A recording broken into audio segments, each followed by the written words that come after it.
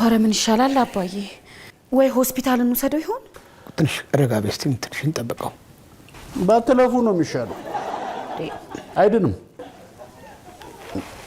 ቆይ ለበረሩና ለአይጥ እንደሰራው ተረሳችሁት እንዴ? ሙሉ ቀን አሁን ምን እንዳበላው ተናገርና ቢያንስ ለዶክተሮቹ እንነግራቸዋለን። ዶክተሮቹ? አዎ ይሄ ሬሳ ከዚህ ቤት ከወጣ ከኔ ጋር ነው ጸብ።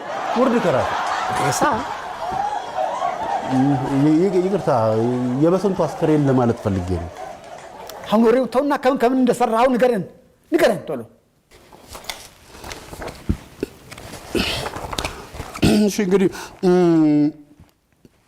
አንድ ማንኪያ የጥንዚዛ ቋንጣ፣ አንድ የጉንዳን የኋላ እግር፣ 3 የተፈጩ በረሮች፣ 2 ማንኪያ ማር።